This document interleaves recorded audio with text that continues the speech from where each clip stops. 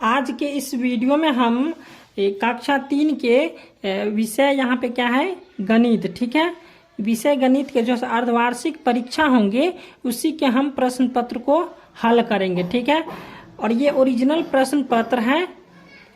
और आप लोग किस किस जिले से देख रहे हैं वीडियो को कमेंट कर दीजिएगा। ठीक है, चलिए इसको हम बतलाते हैं। यहाँ पे देख लीजिए, समय देगा आपको 2 घंटा का। ठीक है, इसमें पूर्णांक कितना है, 50। ठीक है, तो कुल 50 अंक का परीक्षा होगा। यहाँ पे लिखना है छात्र छात्रा का नाम, यहाँ पे आपको अपना नाम लिखना है। यहाँ पे लिखा हुआ वर्ग क्रमांक, तो यहाँ पे आपको जो वर्ग में जो है रोल नंबर होगा वो लिखना है। इसके बाद यहाँ पे विद्यालय का नाम लिखना है, यहाँ पे प्रखंड का नाम लिखना है, उसके बाद यहाँ पे संकुल का नाम लिखना है, उसके बाद जिला का नाम लिखना है। उसके बाद यहाँ पे शिक्षक का हस्ताक्षर होगा, जो शिक्षक आपकी क्लास में परीक्षा लेते हैं उसी का हस्ताक्षर होगा यहाँ पे। उसके बाद मूल्यांकनकर्ता का हस्ताक्षर होगा, जो शिक्षक आपकी कॉपी चेक करेंगे उसका हस्ताक्षर होगा यहाँ पे। उसके बाद प्राप्तांक, मतलब जो आप भी 50 अंक में से जितना भी अंक आपको प्राप्त होगा वो यहाँ पे लिखाएगा। ठीक है, चलिए अब हम प्रश्न की ओर बढ़ते हैं। तो यहाँ पे देख लीजिए, पहला प्रश्न है, कोष्ठकों से चुनकर खाली जगह को भरिए। तो यहाँ पे 1 का 1 में शंकु 1 खाली जगह आकृति है, तो शंकु 1 द्विविमीय आकृति है। ठीक है, अब इसके बाद तीसरा प्रश्न है, बोतल की आकृति है। बोतल की आकृति जो है सो बेलनाकार होता है। ठीक, उसके बाद तीसरा में घन तथा घनाभ में लंबाई तथा चौड़ाई। उसके बाद यहाँ पे ऊंचाई आ जाएगा, ऊंचाई तीनों होती है। ठीक है, यहाँ पे ऊंचाई आ जाएगा, इसमें आ जाएगा बेलनाकार और इसमें आ जाएगा द्विविमीय।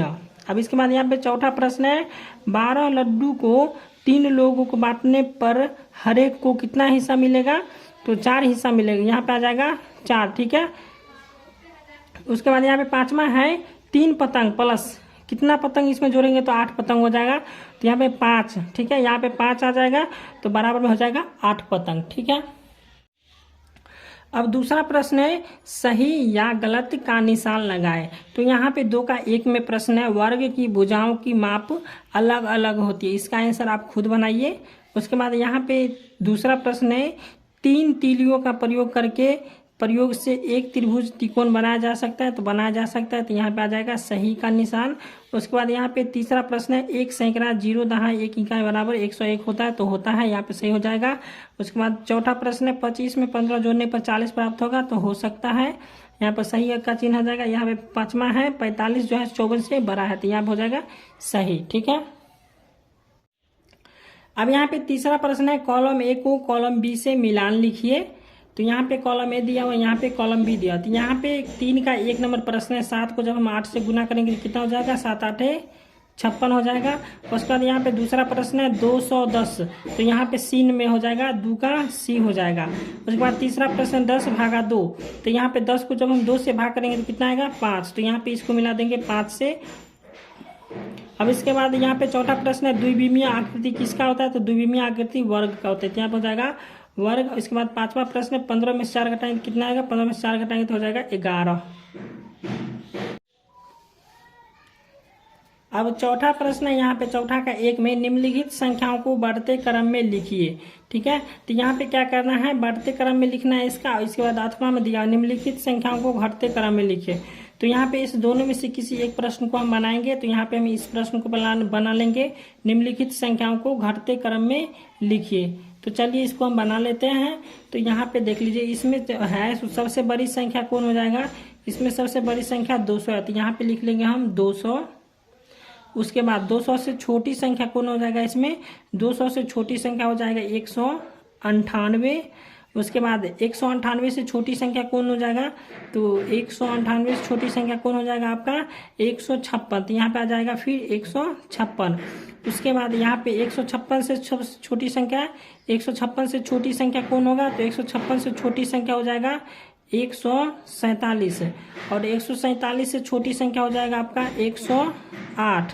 फिर 108 से छोटी संख्या हो जाएगा 97, और उसके बाद हो जाएगा 49। तो ये हो गया आपका आरोही क्रम यानी कि घटते क्रम। अब यहाँ पे तीसरा प्रश्न है, निम्नलिखित संख्याओं को विस्तारित रूप में लिखिए। ठीक है, तो यहाँ पे ए में दिया हुआ है, उसमें जोड़ है। ठीक है, तो यहाँ पे विस्तारित रूप में, इसके बाद अथवा में यहाँ पे जोड़ दिया होता है। इस दोनों में से किसी एक प्रश्न को बनाना है। चलिए यहाँ पे हम किसको बना लें, तो यहाँ पे चलिए इसको बना देते हैं, ठीक है, विस्तारित रूप को। तो यहाँ पे हम लिखेंगे, जैसे यहाँ पे 348, यहाँ पे लिखेंगे 300 जोड़, उसके बाद यहाँ पे हो जाएगा 40, उसके बाद यहाँ पे हो जाएगा जोड़ 8, उसके बाद बी में है 840, तो यहाँ पे लिखेंगे इसको 800 जोड़ 40 और जोड़ हो जाएगा 0, तो ये हो गया 840।